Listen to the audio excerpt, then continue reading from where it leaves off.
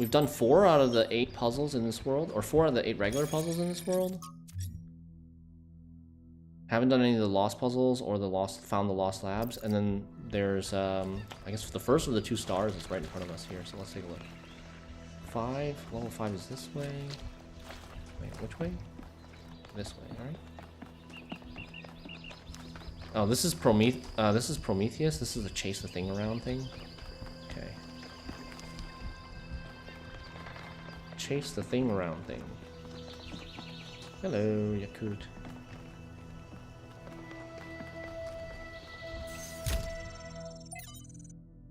From Orinia to Athena. Athena, I know that we didn't have the greatest relationship, and I frequently antagonized you.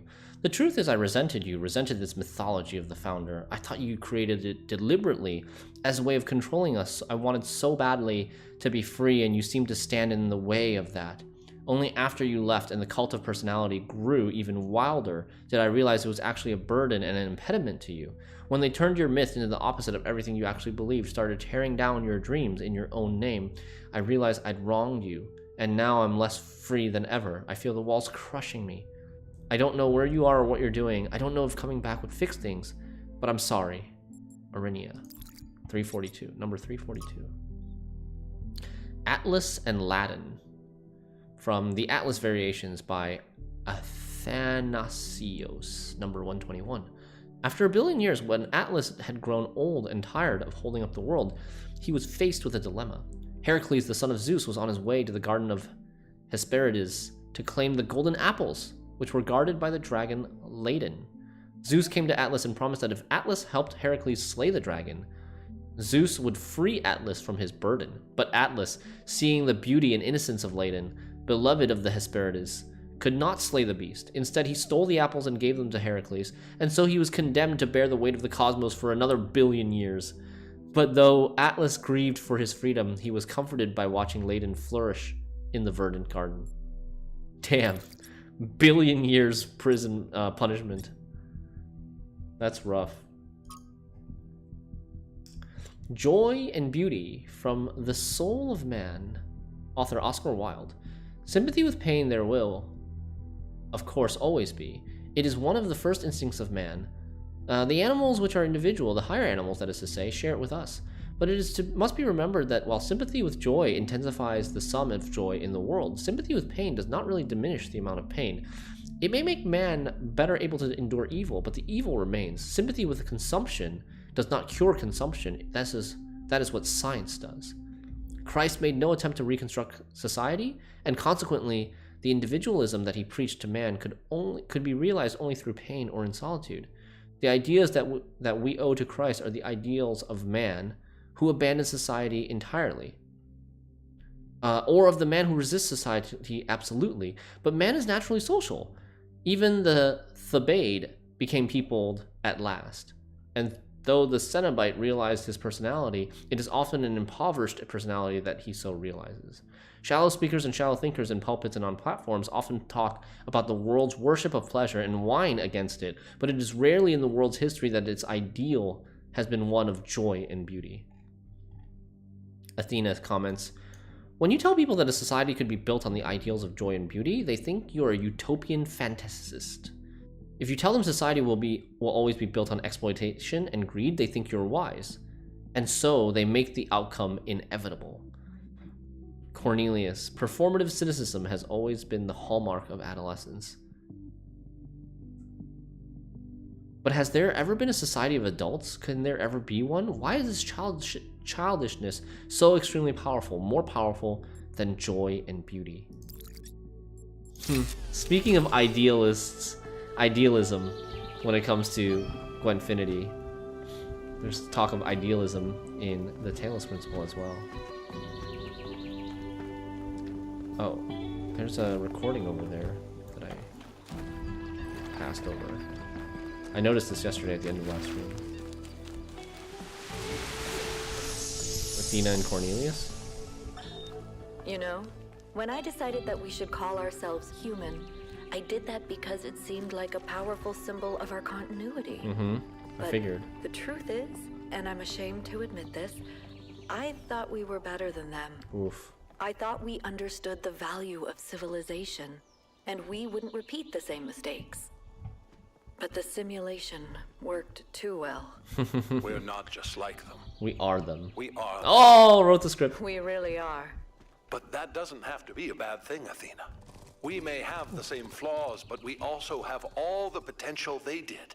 Everything that Alexandra Drennan saw in them is also in us.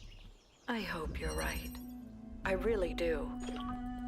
Alright, this level is called Nuisance. This is puzzle number 5 in this world. Okay, we open that gate with a connector. This world's mechanics is this moving platform that is powered by a red laser, and it moves along this white line back and forth. We've got a second connector. And what's in here? 2 purple gates. Okay, what's the point of 2 purple gates? And then this thing that turns off this, opens this gate, but also turns off the fan. And the fan's gonna push me over here, I guess? Okay, I mean, I have an idea of what we're supposed to do. I think, what's here? This is a solution over here, okay. This looks kind of easy. I think we're supposed to do it like this.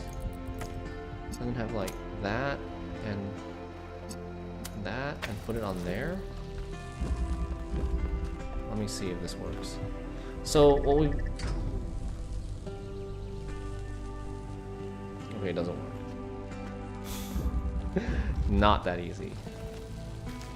So my idea was this connector is making this platform go back and forth. This is going to temporarily turn on, as it passes through here, it's going to temporarily turn on that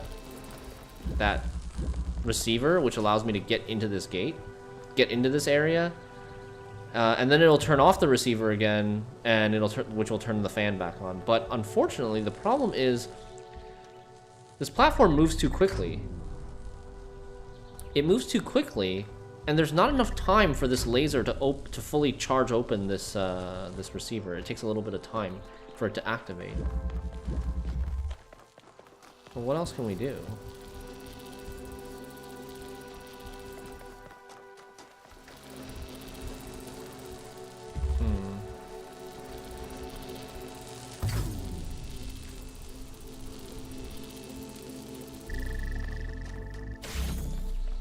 So one solution is if we could make the platform pause at the right spot.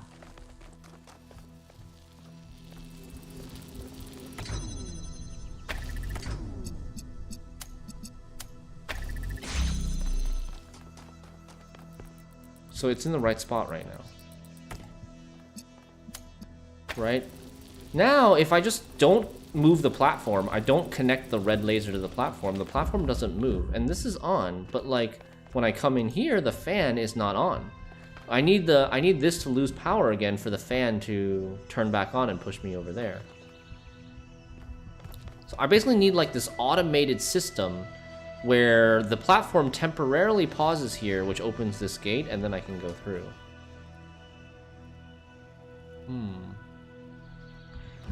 This connector doesn't actually have to be... Let me think. Okay. This connector doesn't actually... Does it have to be on top of the platform? It doesn't have to be on top of the platform. Okay, that's the solution, actually, then. I think that should be the solution.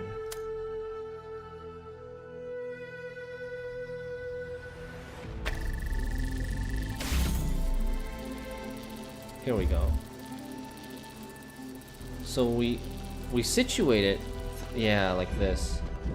Please be careful of no spoilers or suggestions or hints. But I already got this idea. So we basically stand here, and then like when that platform temporarily blocks the laser, it'll activate the fan, and then it'll send us over to the ending. Nice. But yeah, Buxton, you were right about the idea to use the platform to go in front to block. Pretty cool. Nice puzzle. What was this called? Nuisance.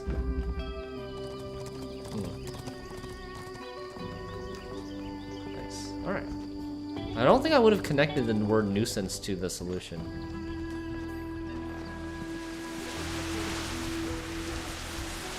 There's a lot of memories here from Cornelius and Athena.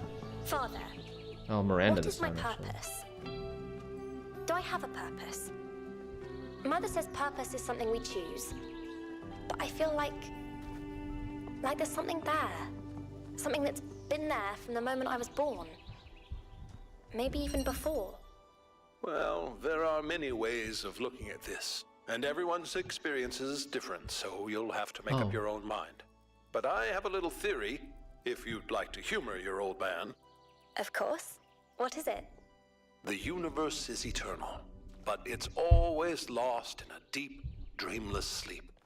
You are a tiny little bit of the universe that's suddenly woken up, and you've realized that being awake is better than being asleep. And that gives you a purpose. And what is my purpose? To be, Miranda. Just to be. Nice. It's good advice from a father to their kid, I think. Alright, so first thing I noticed is there's this blue sphere up here. Thanks, Lash P. This is the sprite of Prometheus that we're looking for one of the 2 star puzzles. It's actually part of this. It's like in this puzzle room. We're actually this fan gets us like partway there, but not quite. Not even that close. There's a blue platform for the first time.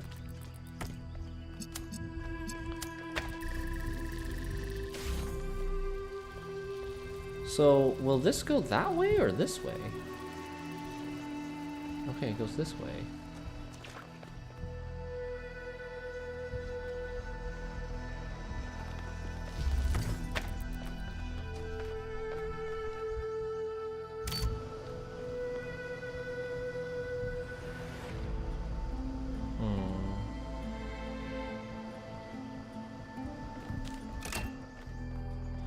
But I'm thinking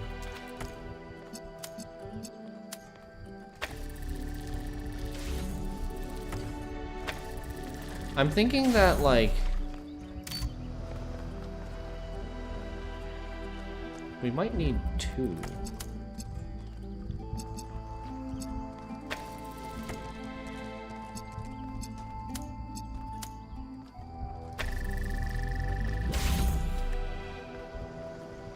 Here's my plan. We're gonna jump on here. The fan's on, it'll push it up. And then when this platform gets underneath this one, it goes even higher. Nice. Nice. It's a nice boost. Okay, so we'll do a little detour and do the Prometheus thing first, since we got that. And then we'll come back and solve puzzle number 6.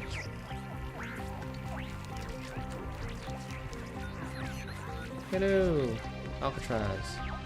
Wait, where's this thing going? I needed to stop for a second. Okay, it stopped there. Alcatraz, it's off. What can I do for you? Do you think the goal is a myth? It's possible. I won't trust Prometheus until he actually leads us to Byron, but yeah, seems likely. But even if it is a myth, that doesn't mean we can just abandon it.